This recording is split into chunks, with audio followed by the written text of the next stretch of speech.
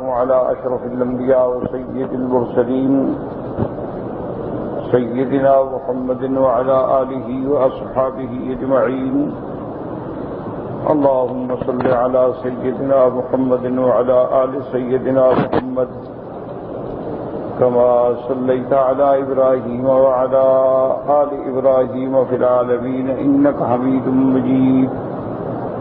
أعوذ بالله من الشيطان الرجيم. بسم الله الرحمن الرحيم.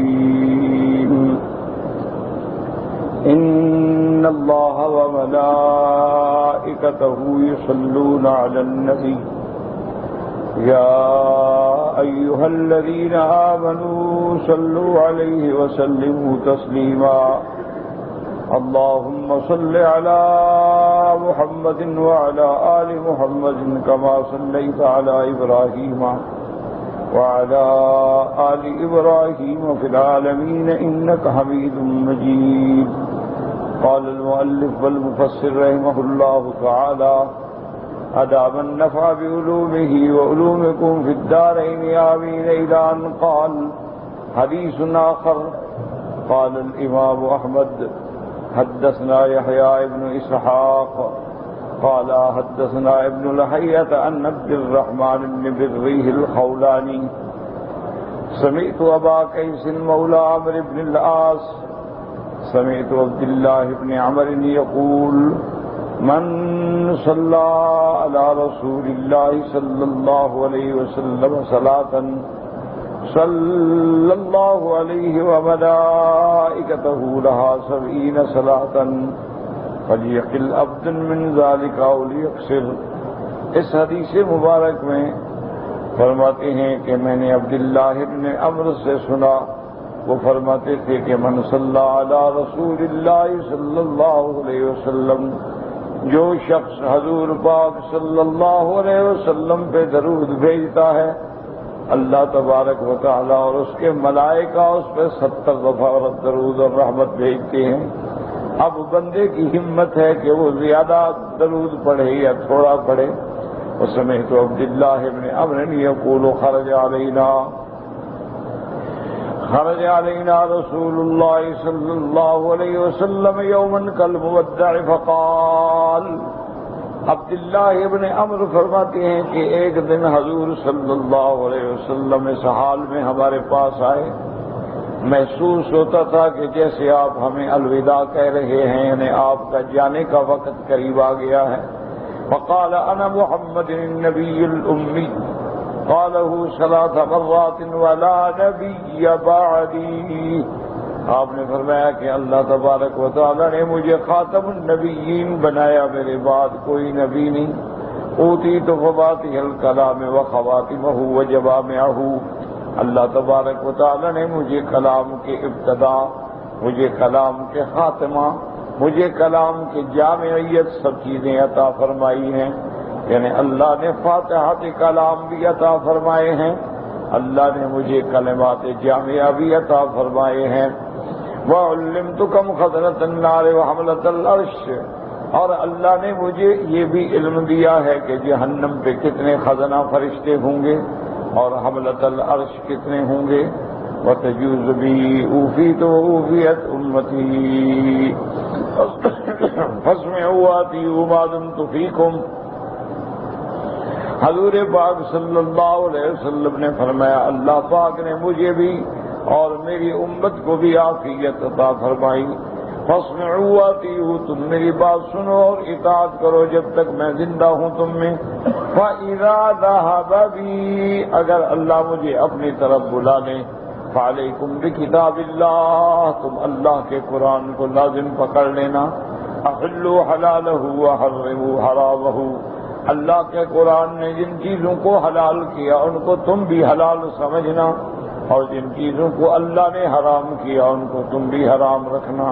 حدیث آخر قال ابو داؤد الطیالسی قال حدثنا ابو سلمة الخراسانی قال حدثنا ابو اسحاق عن انس رضی اللہ تعالی عنہ قال قال رسول اللہ صلی اللہ علیہ وسلم من ذکرت عنده فلم فلیصلی علی اس حدیث میں حضرت انس فرماتی ہیں کہ میرے آقا محبوب دو عالم صلی اللہ علیہ وسلم نے فرمایا کہ جس بندے کے سامنے میرا ذکر آئے مجھ پہ درود بھیجے.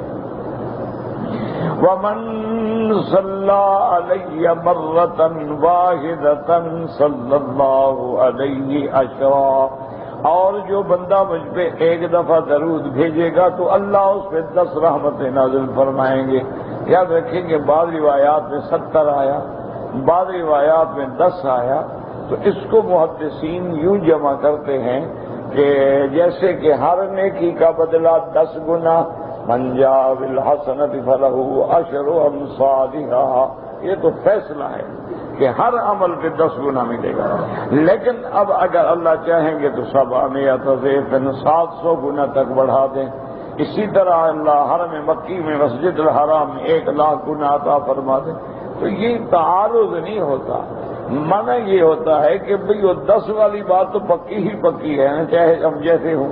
لیکن اگر پڑھنے والا اللہ کا ولی ہے، پڑھنے والا عاشق ربی ہے، پڑھنے والے کی زبان پاک ہے، متقی ہے، تو درجات بڑھتے جائیں گے اور ثواب بڑھتا چلا جائے گا. تو یہ حدیثوں میں تعارض نہیں ہوتا. اس لیے فرماتے ہیں مفسر رحمۃ اللہ علیہ رواہ النسائی فی الیوم واللیلہ، امام نسائی نے اس حدیث کو اپنی کتاب الیوم واللیلہ میں ذکر فرمایا. من حدیث ابو داؤد الطیالسی نبی صلی اللہ علیہ وسلم الخراسانی النبی صلی اللہ علیہ وسلم حدیث آخر عن انس قال الامام احمد رحمہ اللہ حدثنا محمد بن فضیل قال حدثنا یونس بن ابی اسحاق یزید بن ابی مریم ناس رضی اللہ تعالی عنہ قال قال رسول اللہ صلی اللہ علیہ وسلم من صلی علیہ صلاۃ واحد صلی اللہ علیہ عشر صلوات، جو آدمی مجھ پہ ایک دفعہ درود بھیجتا اللہ اس پہ 10 رحمتیں نازل فرماتی ہیں. وحط عنہ 10 خطیئات، اور اس کی 10 غلطیاں بھی معاف فرماتی ہیں.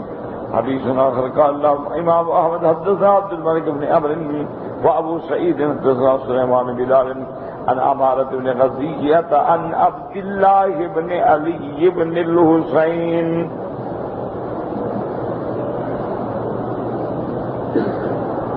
عن أبيه علي بن الحسين عن أبيه أن رسول الله صلی اللہ علیہ وسلم. اب دیکھیں اہل بیت کی شان دیکھیں.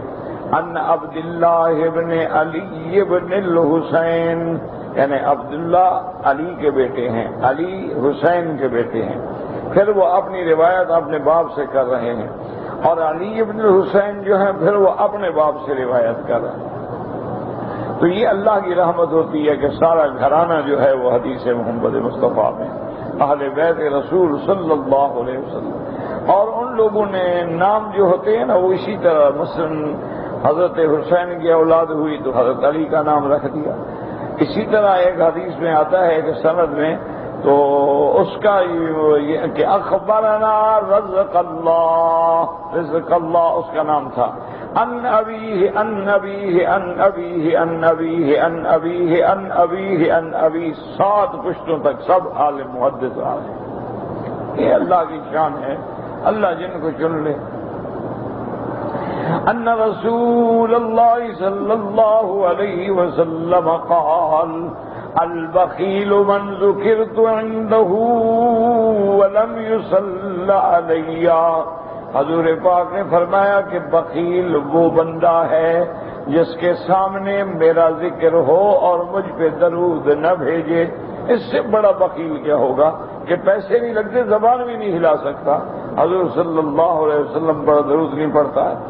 وقال ابو سعید فلم يصل علیہ ورواه الترمذی من حدیث سلیمان بن بلال ثم قال هذا حدیث حسن غریب صحیح ومن الرواة من جعله من مسند الحسین بن علی ومنهم من جعل مسند علی نفسه.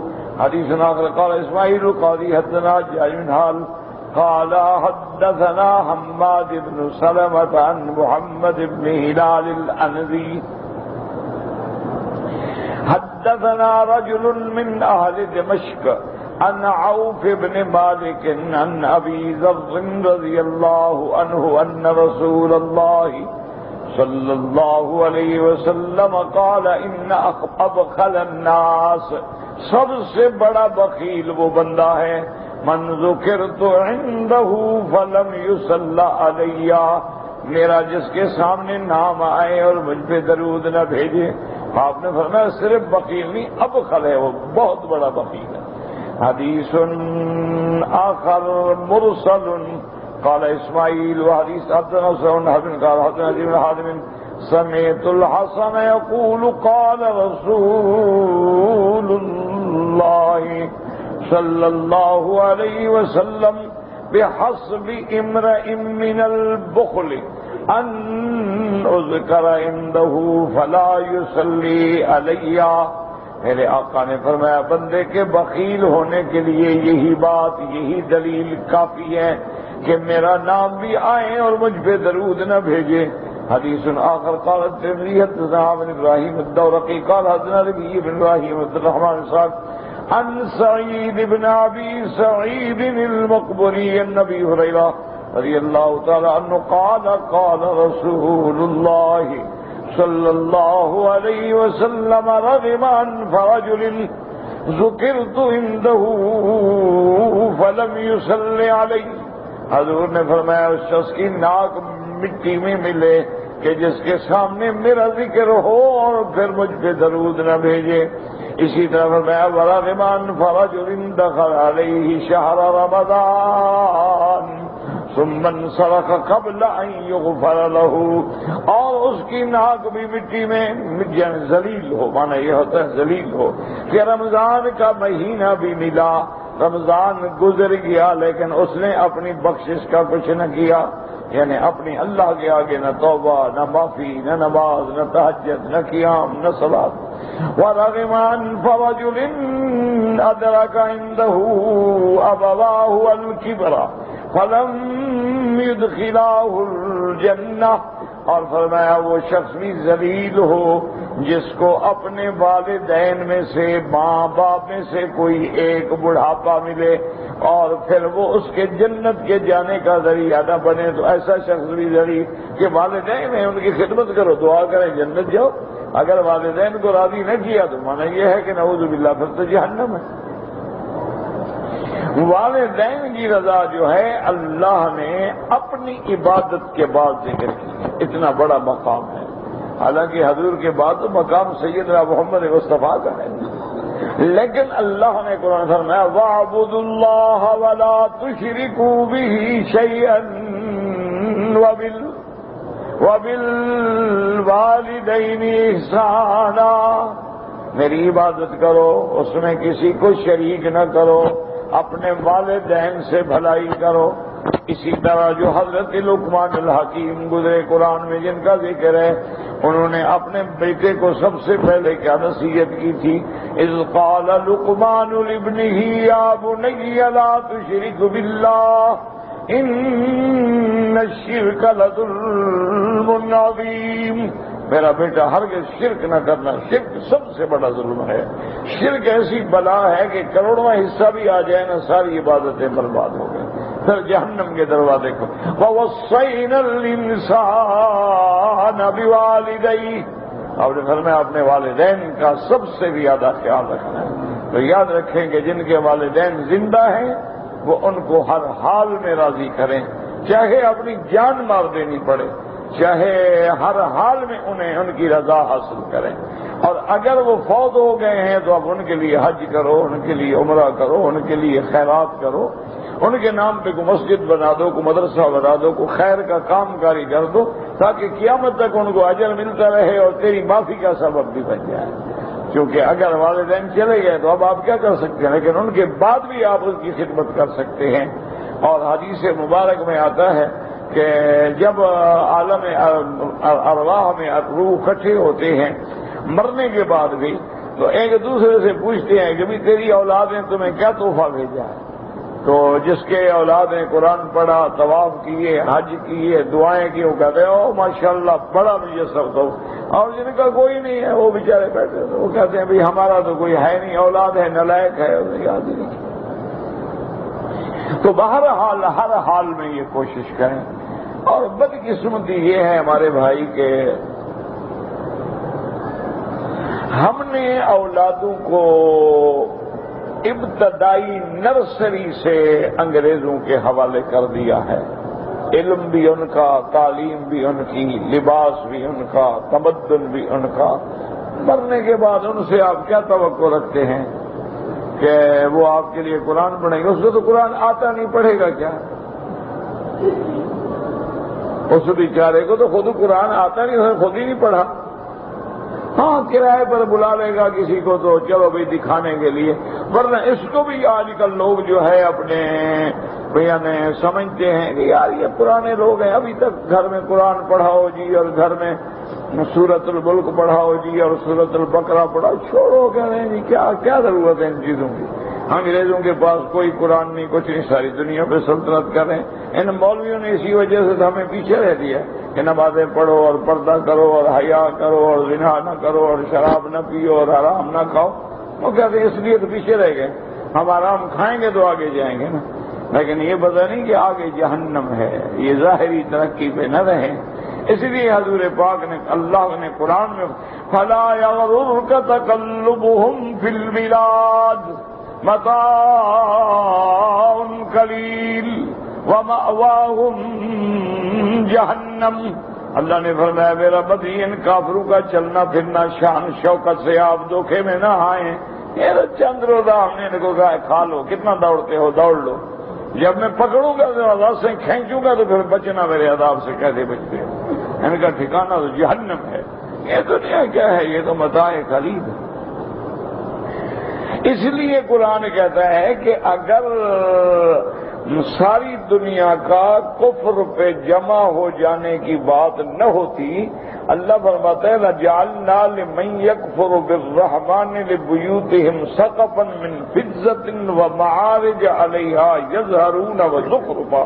اللہ فرماتا ہے کہ میں تو کافروں کو اتنا دیتا کہ ان کے گھر بھی سونے چاندی کے ہوتے، سینیاں بھی سونے چاندی کی ہوتی اور سونے کی ہوتی. کیوں؟ میرے نزدیک تو یہ چیزوں کی قیمت ہے ہی نہیں.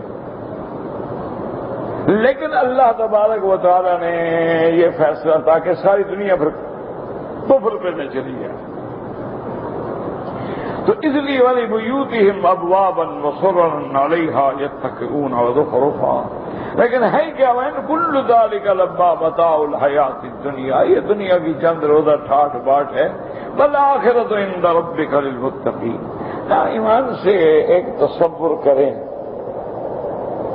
کہ ایک آدمی حرام سے، رشوت سے، سمگلنگ سے، سود سے، شراب سے دولت کماتا ہے، محلات میں رہتا ہے، ہوائی جہازوں میں اڑتا ہے، اور بڑی بڑی خوبصورت عورتیں اس کی خدمت میں ہیں، نوکر ہیں، حشم ہیں، خدم ہیں، گاڑیاں ہیں، جہاز اپنے ہیں. لیکن اگر کسی مسئلے میں پکڑا جائے اور پھر جیل میں پڑا ہو تو نتیجہ، تو اگر آپ کے پاس بھی دنیا ہو، دولت ہو، گاڑیاں ہوں، کاریں ہوں، اور قبر میں جانے کے بعد جوتے پڑے تو فائدہ کیا ہوا؟ تو اس سے تو وہ کروڑ درجے اچھے رہے نا کہ دنیا میں تو مشقت سے گزار دی، لیکن مرنے کے بعد اللہ نے قبر کو باغ جنت بنا دیا. مرنے کے بعد مٹی سے خوشبوئیں آتی ہیں. اسی لیے تاریخ میں آتا ہے کہ ہارون الرشید بادشاہ نے، اس کا ایک بیٹا جو ہے نا وہ مجذوب تھا، فقیر تھا. ایک دفعہ بہت سارے کوئی باہر کا بادشاہ آیا تو ہارون الرشید نے اس کی شان میں دعوت کی، تو اس بیٹے کو بھی بلا لیا. اس کو جب بلایا تو وہ آیا تو موٹی پنڈلی تک چادر ہے اور اسی طرح کرتا ہے اور سر پہ پگڑی باندھی ہوئی ہے اور ٹوپی رکھی ہوئی ہے، جیب میں مسواک ہے. اب بادشاہ کا بیٹا ہے، کوئی روک تو سکتا نہیں تھا، وہ بھی آ کے اپنی کرسی پہ بیٹھ گیا. دعوت تھی، گزر گئی. بعد میں بادشاہ نے بلایا، اس نے کہا بیٹا بات سنو، تم نے تو آج مجھے ذلیل کر دیا. میں اگر کہوں یہ میرا بیٹا نہیں ہے تو یہ میری شان کے خلاف ہے کہ بادشاہ ہو کے جھوٹ بولوں، اور اگر میں نے سب کا تعارف کرا میرا بیٹا ہے، لوگ تمہیں ایسے دیکھ رہے تھے جیسے کسی کارٹون کو، عجوبے کو دیکھتے، یہ کیا تم لباس پہن کے آ گئے؟ کم از کم دعوت والے دن جب باہر کے مہمان آ جائیں اس دن تو کچھ اچھا کپڑے پہنو، مجھے رسوا نہ کرو۔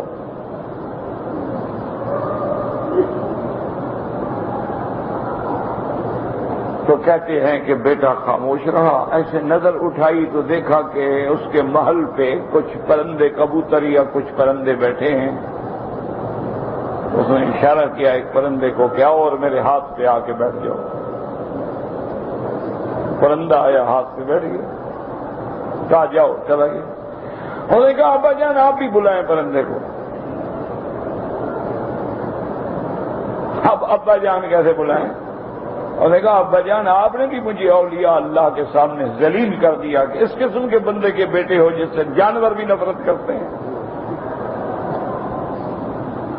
السلام علیکم، میرا آپ کا کوئی گزارا نہیں ہو۔ چلے گئے، مزدوری کر کے کھاتے رہے، کہیں مسافری میں ہی فوت ہو گئے، اور اپنے باپ کو خط بھیجا ایک نصیحت میں، اور اسی میں آخر میں لکھا اس کو کہ اذا حملت یا صاحبی لا تغتر بتنعم، کہ میرے ابا جان یہ دنیا کی شاہی محلات کی رونق میں آ کے دھوکے میں نہ پڑو۔ ان العمر ينفد والنعیم یزول، تیری زندگی گزر رہی ہے اور نعمتیں ختم ہو جائیں۔ اذا حملت الى القبور جنازۃ، جب کسی کا جنازہ اٹھاؤ تو غور کر لینا کہ ایک دن میں نے بھی کندھوں پہ جانا ہے۔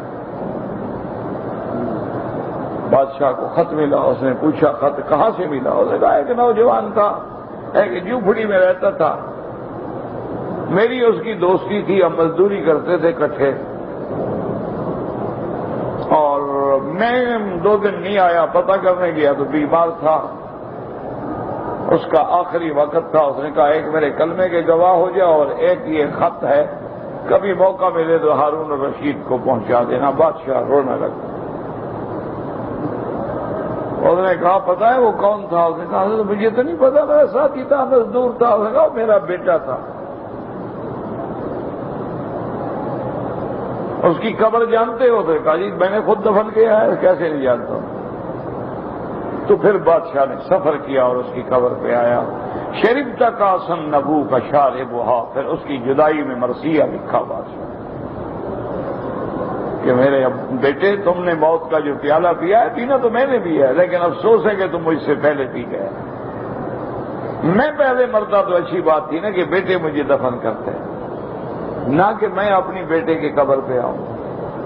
تو یہ بات ہے، یہ دنیا کچھ بھی نہیں ہے، اس کو دیکھ کے نہ سمجھا کرو۔ اسی لیے علماء نے لکھا ہے کہ جس عالم کو اللہ نے قرآن و حدیث کا علم دیا ہے اور وہ کسی دنیا دار کے سامنے آنکھ نیچی کر کے بات کرے تو اللہ پکڑ لے گا کہ تم نے میرے قرآن و سنت کی توہین کی ہے، کہ میں نے تیرے سینے میں اپنی امانت رکھی ہے، تم ان دنیا داروں کے آگے جھک گئے۔ اگر میں ان پہ راضی ہوتا تو اپنی امانت ان کے سینے میں نہ رکھتا۔ جس بندے پہ کوئی راضی ہوتا ہے اس کو پیسے دیتا ہے، امانت دیتے یار میرا سامان رکھ لو۔ تو اللہ کی امانت تو قرآن ہے نا، انا عرضنا الامانۃ علی السماوات والارض والجبال فابین ان یحملنها واشفقن منها وحملها الانسان۔ اللہ فرماتے ہیں یہ تو وہ امانت ہے جو پہاڑ نہ اٹھا سکے۔ اللہ فرمائے گا میرے بندے میں نے اپنا قرآن کی امانت تیرے سینے میں رکھی، تو حافظ ہو کر، عالم ہو کر، قاری ہو کر، تو پڑھانے والا ہو کر ایک دنیا دار کے سامنے شرمندہ ہو کے بیٹھا ہے اور نیچے بیٹھا ہے خوشامد کر رہا ہے، تم نے میری اس امانت کی توہین کی ہے، جہنم میں جاؤ۔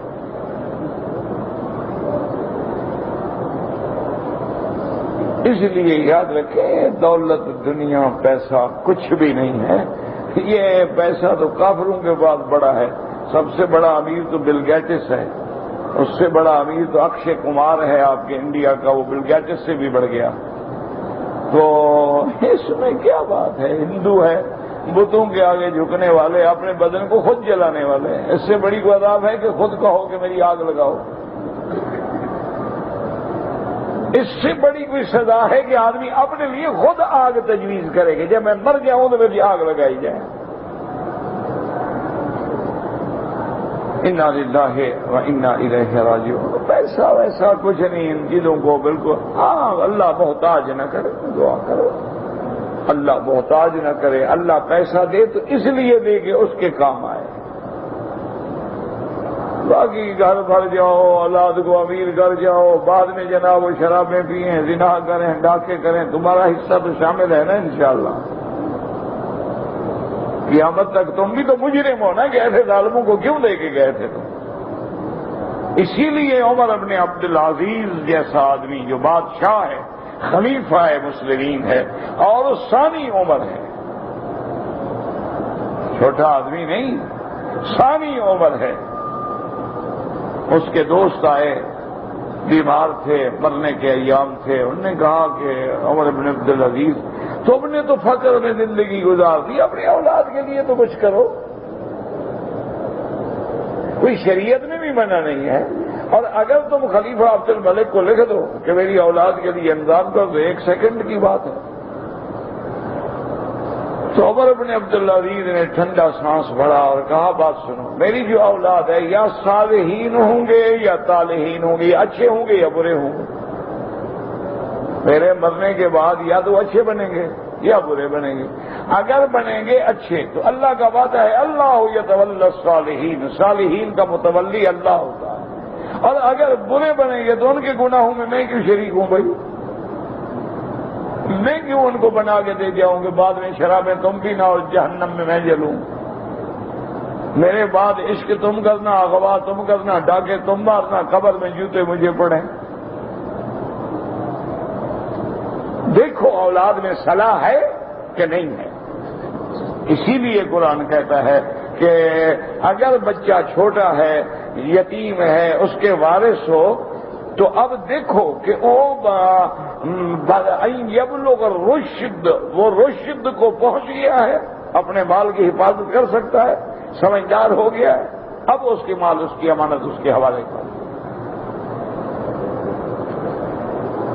اللہ بس دعا کریں اللہ کسی کو بھی یہ داغ نہ دے، اللہ کسی کی اولاد کو نالائق نہ بنائے، اللہ کسی کی اولاد کو نافرمان نہ بنائے، اللہ کسی کی اولاد کو بے دین نہ بنائے، اللہ کسی کی اولاد کو قرآن و سنت کا مخالف نہ بنائے۔ یاد رکھیں ایک بچہ پیدا ہوتا ہے، قیامت تک اپنے خاندان کے نام کو روشن کر جاتا ہے، اس کے نام سے لوگ پہچانے جاتے ہیں،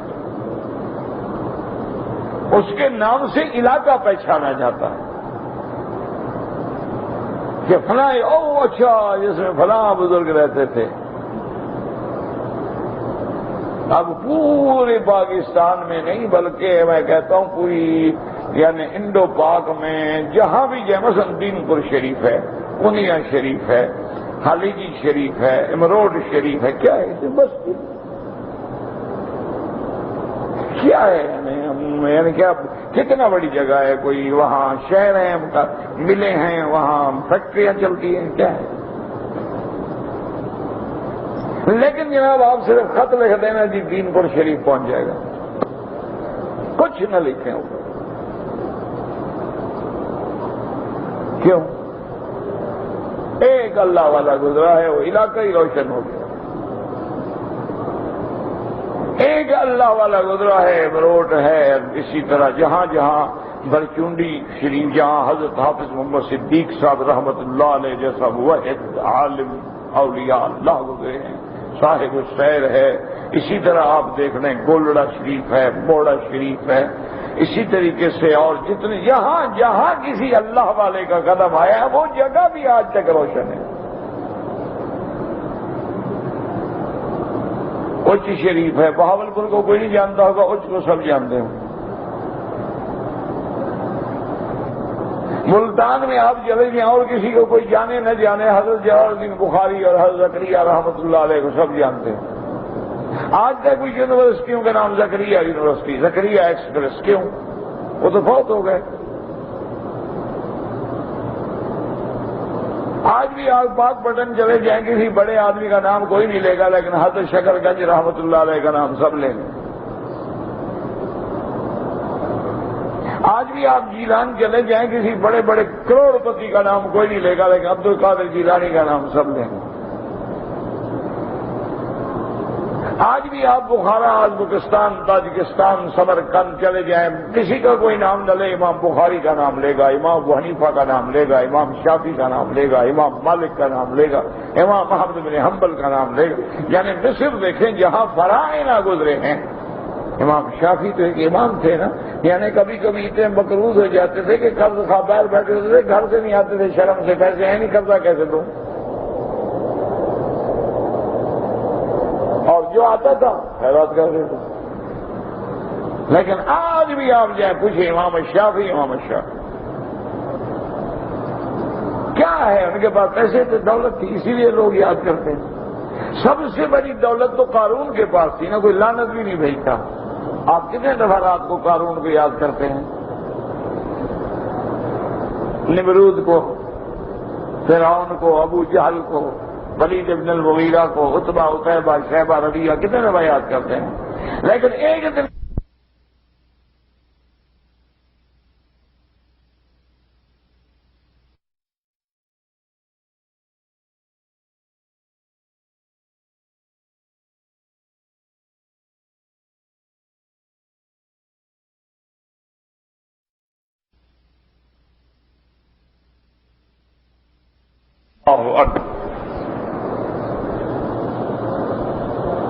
جس کا عالم یہ تھا، وہ فرماتے ہیں مکے میں رہا، کھانا تھا کچھ سے زمزم پہ گزارا گیا مہینوں تک۔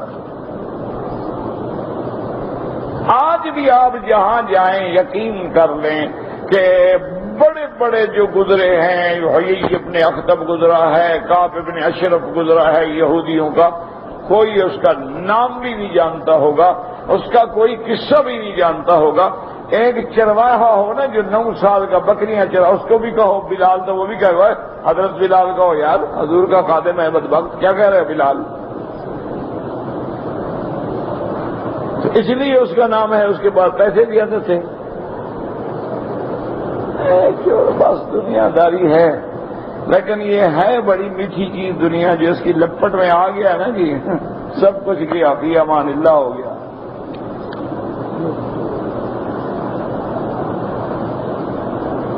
ایک اللہ والے کے پاس گیا، میرے جیسا کوئی ہوگا ملا، اور نے کہا حضرت مجھے کوئی وظیفہ بتائیں، پیسے زیادہ ملے دولت کمانے کے لیے، تسخیر کا کوئی وظیفہ بتائیں۔ انہوں نے کہا بیٹا بڑا آسان کام ہے، دنیا کو چھوڑ دو، یہ تمہارے پیچھے آئے گی، اس کے پیچھے بھاگو گے، آگے بھاگے، چھوڑ دو دنیا۔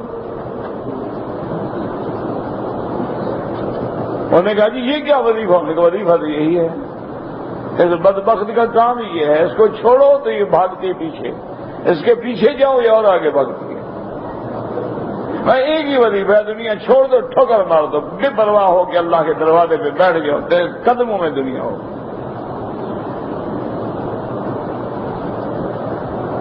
کئی لوگوں کو ہم نے اپنے آنکھوں سے دیکھا ہے، وہ میرا بھی جاننے والا تھا، ایک ہوتا تھا،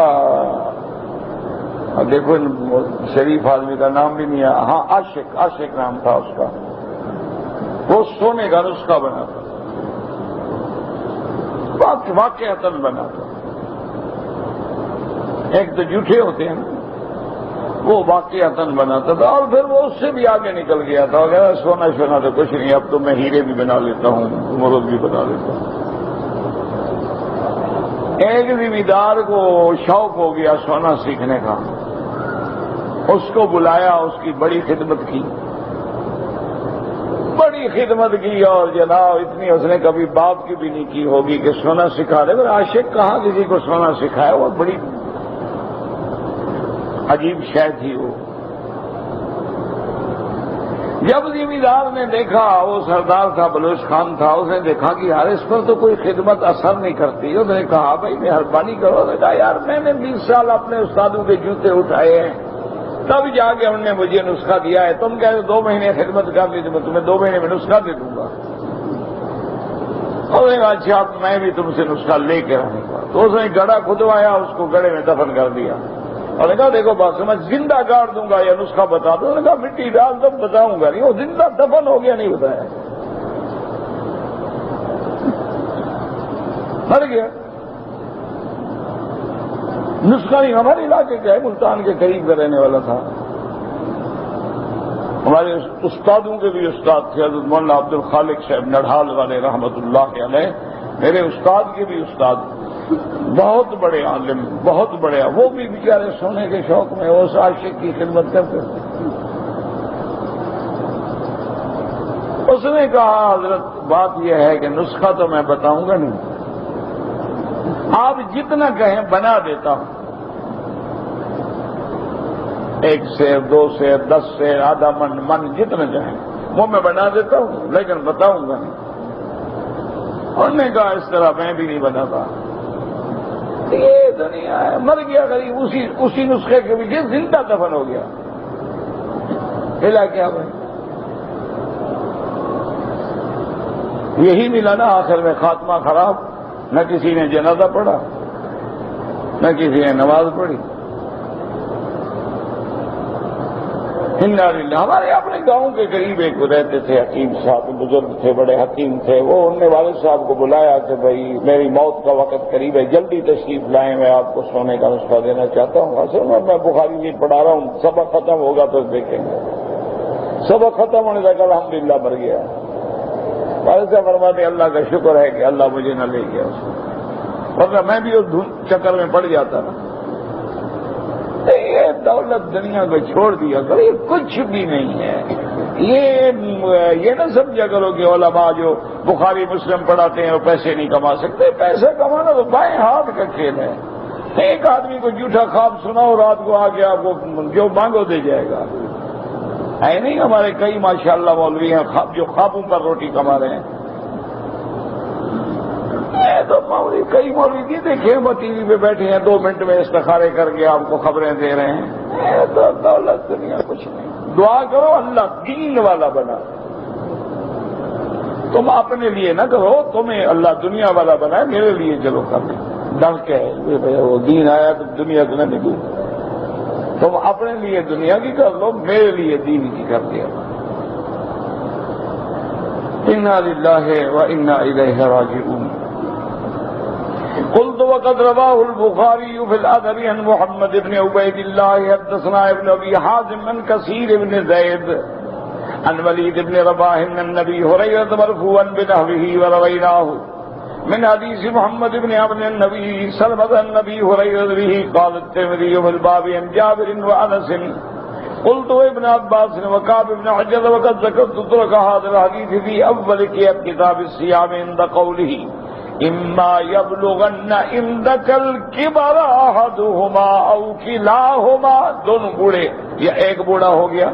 وهذا الحديث الذي قبل دلیل وجوب الصلاة النبی صلی اللہ علیہ وسلم کما ذکر. یہ حدیث دلالت کرتی ہے کہ حضور پہ درود پڑھنا واجب ہے مسلمان پہ. وهو مذهب طائفة من العلماء منهم الطحاوي والحليمي والتقوى بالحديث الآخر الذي رواه ابن ماجه.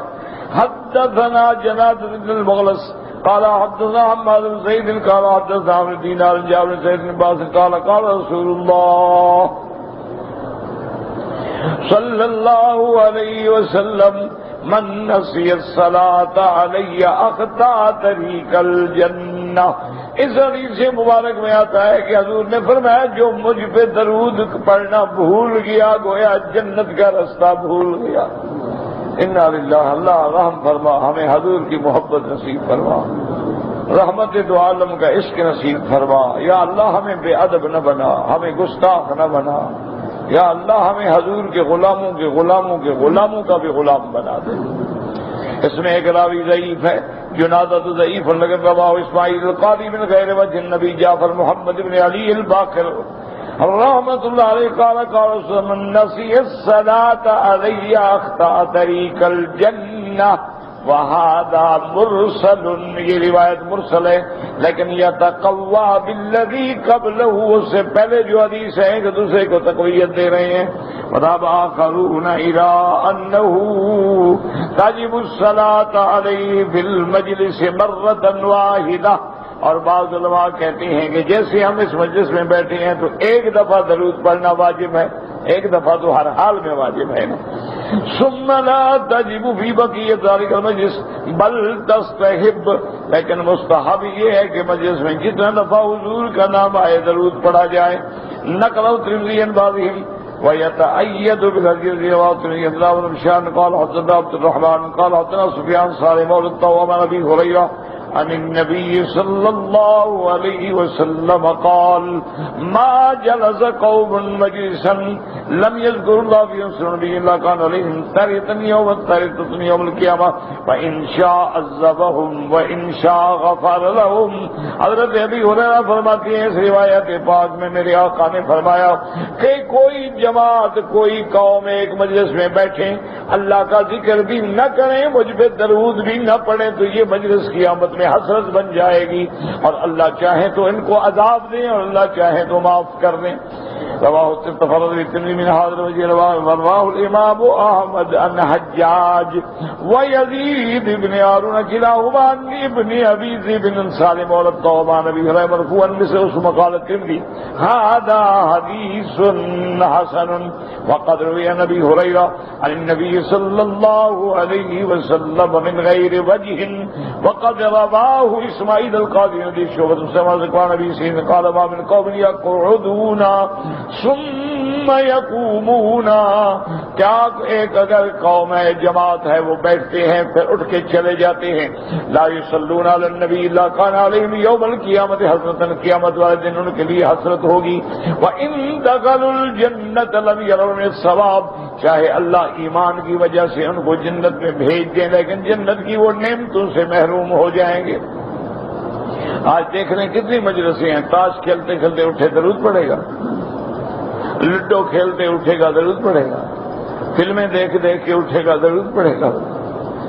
انا للہ و انا وحقان والمات ان ونما تجب الصلاة علیہ الصلاة والسلام فی العمر مرة واحدة امتثالا لامر الآیہ.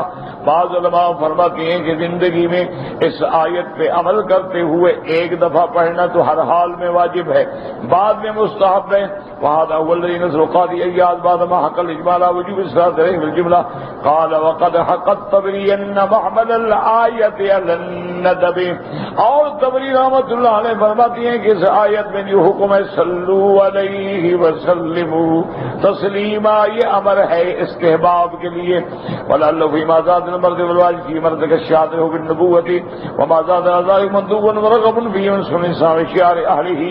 فرماتی ہے کہ جیسے حضور کی نبوت کا اقرار کرنا ایک دفعہ بھی کافی ہے، اسی طرح آپ پہ ایک دفعہ درود پڑھنے سے بھی آیت کے حکم کی تعمیل ہو جائے گی. قلت هذا قول غريب وانه قد ورد امر الصلاه في اوقات كثيره ومن واجبنا مستحب لا ما نبينه.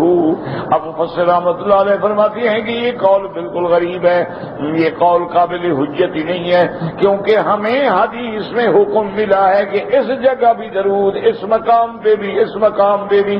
تو لہذا زندگی میں ایک دفعہ کا کیا مطلب؟ وَمِنْهُ بَعْدَ النِّدَاءِ لِلصَّلَاةِ.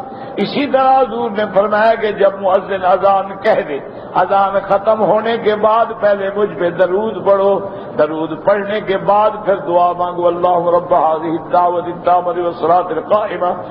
اب جناب فرماتے ہیں کہ حدثنا ابو عبد الرحمن قال حدثنا حیوہ يقول حدثنا كعب بن علقمة انه سمع عبد الرحمن بن يقول سمع عبد الله بن عمرو بن العاص يقول انه سمع رسول الله صلى الله عليه وسلم يقول اذا سمعتم مؤذنا، اگر اذان سنو فقولوا مثل ما يقول، تم بھی اسی طرح کہو جیسے مؤذن کہتا ہے.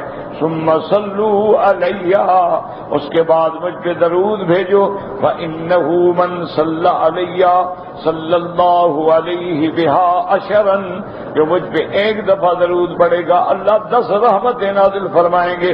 ثم صلی اللہ علی الوسیلہ، پھر اللہ سے میرے لیے مقام وسیلہ طلب کریں. مقام وسیلہ جنت میں ایک مرتبہ ایک مقام کا نام ہے. فإنها منزلة في الجنة لا تنبغي إلا لعبد من عباد الله. وہ اللہ کے ایک بندے کو ملے گی. وَأَرْجُو أَنْ أَكُونَ أَنَا هُوَ.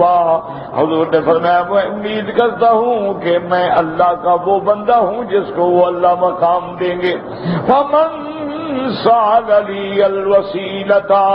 جس نے اذان کے بعد درود پڑھ کے میرے لیے یہ دعا مانگی، مقام وسیلہ مانگا، حلت علیہ شفاعہ، اس کے لیے میری شفاعت گویا لازم ہو گئی.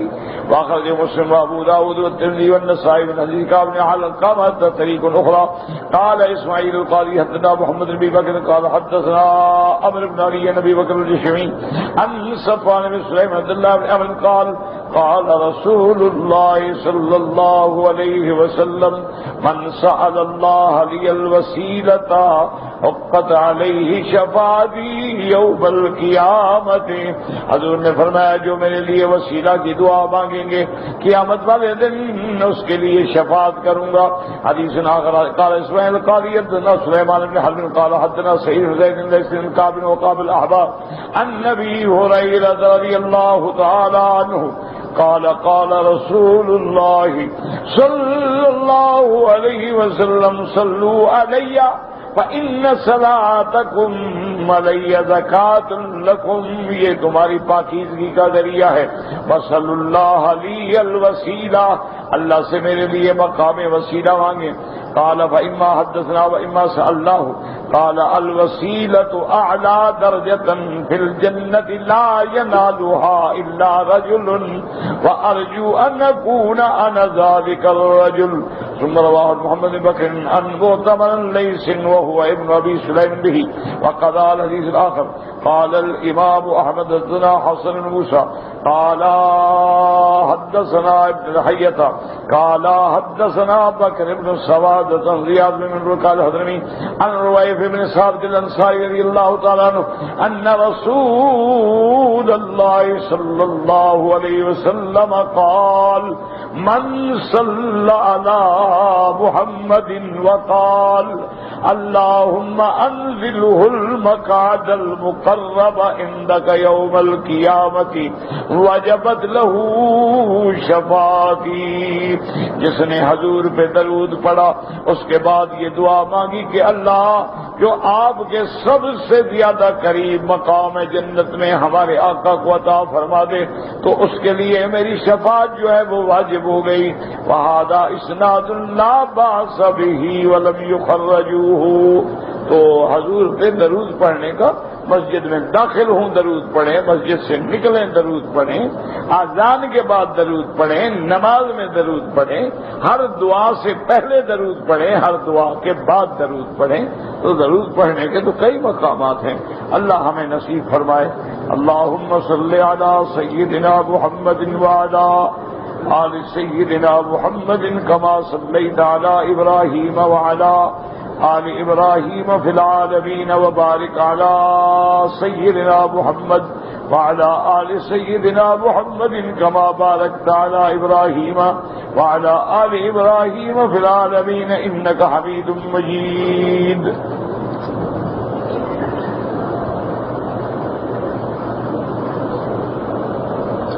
کہتے ہیں کہ جب ہم نماز جماعت میں پڑھ رہے ہیں تو ہمیں رکوع کے اندر سبحان ربی العظیم کتنی دفعہ پڑھنا چاہیے؟ جتنی دفعہ موقع ملے، 3 دفعہ، 5 دفعہ، 7 دفعہ، 11 دفعہ. جب امام سمع اللہ لمن حمدہ، اب لازم ہے کہ ہم بھی سر اٹھائیں، امام کی اتباع کریں. اسی طرح سجدہ ہے، امام نے سجدہ لمبا کیا، آپ پڑھتے ہیں سبحان ربی الاعلیٰ سبحان ربی الاعلیٰ، چاہے 100 دفعہ بھی ہو جائے، وہ تو پابندی نہیں، وہ تو کم از کم درجہ جو ہے وہ 3 دفعہ ہے. یعنی کم سے کم آدمی 3 دفعہ پڑھے. یہ تو ضروری نہیں ہوتا کہ لازم 3 دفعہ پڑھے. اچھا آپ اپنے نفل پڑھ رہے ہیں، تہجد پڑھ رہے ہیں، تو آپ اگر سبحان ربی العظیم 100 دفعہ بھی پڑھیں کوئی منع نہیں. آپ سجدے میں سبحان ربی الاعلیٰ 100 دفعہ بھی پڑھیں تو کوئی منع نہیں. جتنا سجدہ لمبا ہوگا، جتنا قنوت لمبی ہوگی، اتنا وہ نماز اللہ کے ہاں زیادہ قابل قبول ہوگی.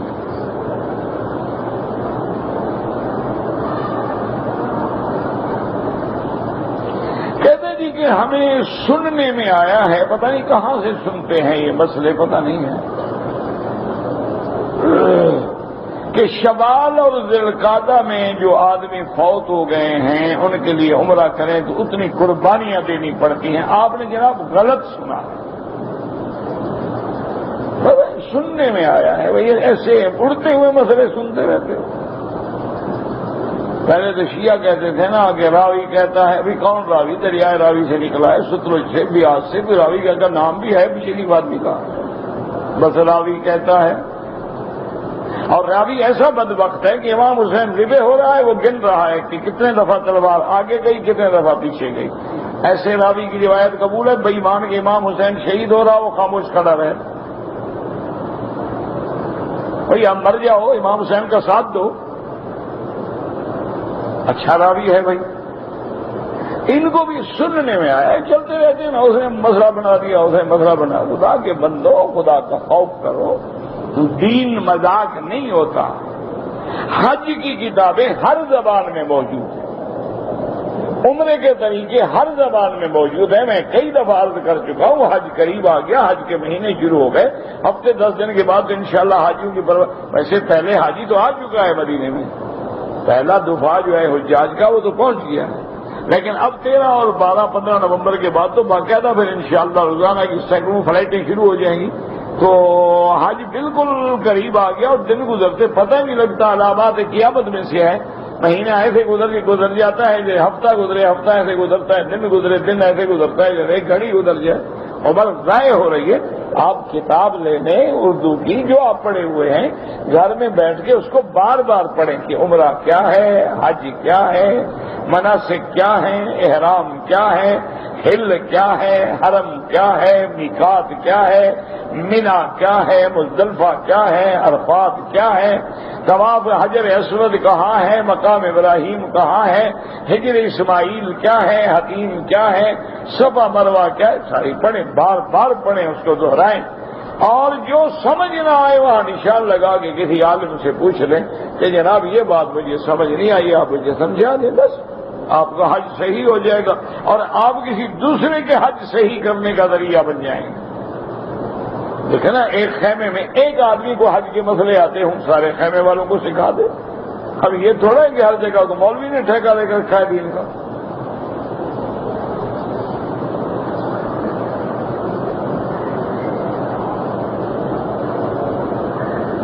ہم ایک کمپنی میں ملازم ہیں، مکے میں ہمارا قیام ہے، لیکن کمپنی کبھی کبھی ہمیں ڈپٹی کے لیے بھیج دیتی ہے، تو کبھی ہم میقات کی دوسری طرف طائف چلے جاتے ہیں، مدینہ منورہ چلے جاتے ہیں، اور کسی مثلا جوفہ چلے جاتے ہیں، رابق چلے جاتے ہیں، ریاض، تو اس کے لیے آپ کو احرام باندھنا ضروری نہیں، آپ تو ڈپٹی کر رہے ہیں، آپ اپنے کام کر رہے ہیں، لیکن موقع ملے تو عمرہ کر لیا کرو، خدا مفت میں عمرہ دے رہا ہے۔ دیکھا نہیں لوگ بیچارے 50-50 ہزار خرچ کر کے عمرے پہ آ رہے ہیں۔ اگر تم ڈیوٹی کا کام ختم ہو گیا، واپس میقات ہے، احرام باندھ لو، 1 گھنٹے میں فارغ ہو۔